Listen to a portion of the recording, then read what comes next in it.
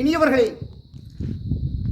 மிகவும் உன்னதமாக விளங்கிக் கொண்டிருக்கிற தமிழக சமணத்தினுடைய வரலாற்றில் மிக பெரும் பக்கங்களை கொண்டிருப்பது மாவட்டம் மதுரை என்பதை நம்மில் அறியாதவர்கள் எவரும் இருக்க முடியாது.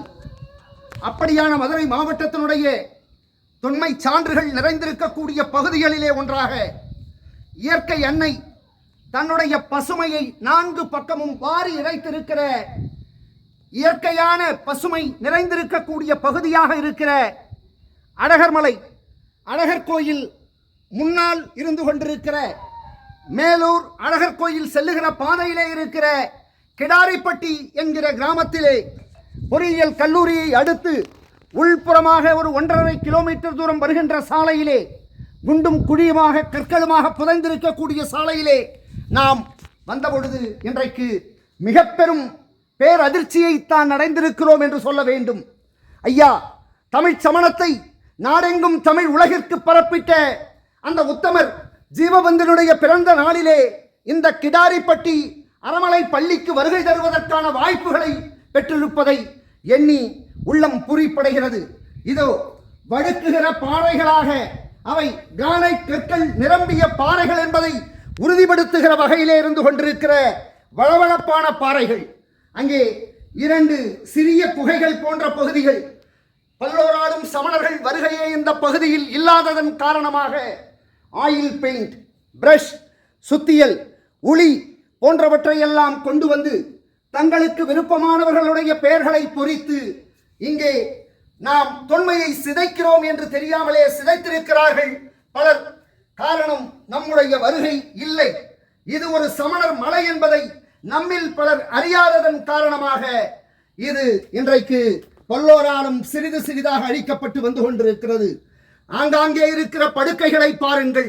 இங்கே தம்பி நின்று கொண்டிருக்கக்கூடிய பகுதியிலும் படுக்கை, அதோ பெரிய தலையணையோடு கூடிய படுக்கை, அந்த பக்கத்திலே வலதுகை பக்கத்திலே குகை மாதிரியான இடத்திலே எல்லா இடங்களிலும் தொடர்ந்து படுக்கைகள். கிட்டத்தட்ட ஒரு 100க்கும் கூடுதலானவர்கள் அமர்ந்து அறம் கேட்கிற வகுப்புகளை நடத்துகிற ஆசான்களுடைய மாணாக்கர்களாக இங்கே பலர் இருந்திருப்பதற்கான இயற்கையான பள்ளியை நீங்கள் பார்க்கிறீர்கள். இப்பொழுது ஒரு இயற்கை சுனையும் கூட இங்கே அமைந்திருக்கிறது. அது மழை நீர் உள்ளே புக முடியாத அந்த கரடுகள் வழியாக இப்பொழுது மழை நீர் உள்ளே மாறி உள்ளே வருகிற சூழலோடு தண்ணீரே காலை வைத்தால் அவ்வளவு சில்லென இருந்து கொண்டிருக்கிறது. உடல் முழுக்க சிலிர்த்து போகிற பகுதிகளாக இந்த இடம் இருக்கிறது. இங்கே மேலே பாறை ஓவியங்கள், அந்த ஓவியங்கள் பல அழிவுபட்டிருக்கக்கூடிய சூழல். அதற்கும் மேலேயும் கூட அவர்கள் தங்கள் விருப்பப்பட்டவர்கள் தங்களுடைய பெயர்களை எல்லாம் எழுதியிருக்கக்கூடிய காட்சிகளை நீங்கள் பார்க்கிறீர்கள். இதோ இங்கிருந்து நேராக பாருங்கள். இந்த பார்வை எவ்வளவு தூரத்துக்கு வேண்டுமானாலும் ஒரு 4-3 கிலோமீட்டர் தூரத்திலே இருக்கிற ஏ தம்பி கோவாலு என்று அழைத்தால் உடனே ஓடி வருகிற அளவிற்கு துறவியர்கள் பல்லோராலும் தொடர்புகளோடு இருந்து கொண்டிருக்கிற பகுதி.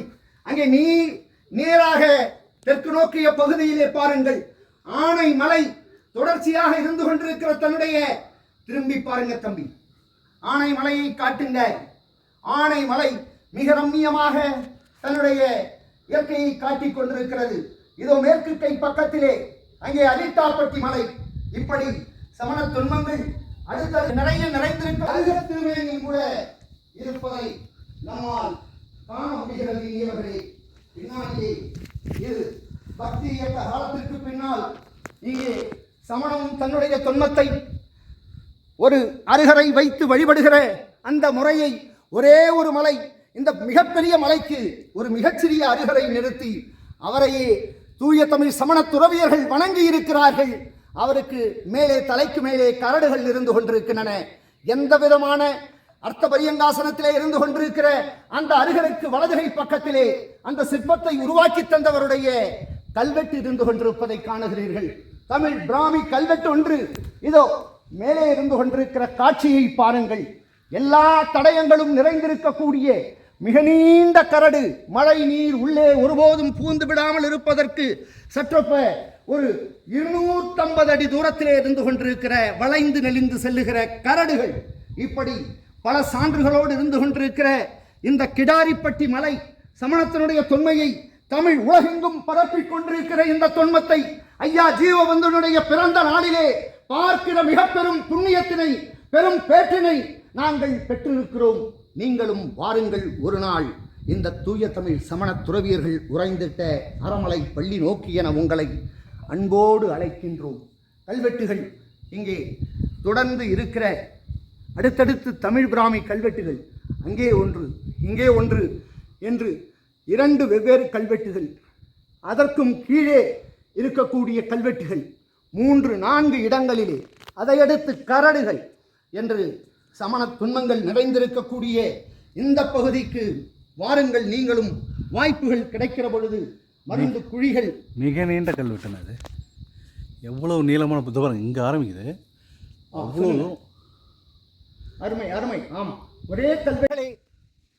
இந்த கிடாரிப்பட்டி சமண அறமலை பள்ளி இதனுடைய நுழைவாயில் பகுதியிலே மேலேறுகிற இடத்தினுடைய வலதுகை பக்கத்திலே அங்கே இயற்கையான மிக பிரம்மாண்டமான ஒரு பள்ளி இருந்திருக்கிறது.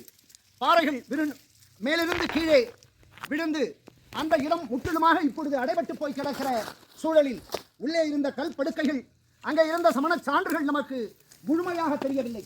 அதனால் இதற்கு உள் நுழைவதற்குமான பகுதிகளும் கூட இப்பொழுது அடைபட்டிருக்கிற சூழலில் அந்த இயற்கை சமண அறமலை பள்ளியை நாம் பார்க்க இயலாத சூழலில் இருந்து கொண்டிருக்கிறோம்.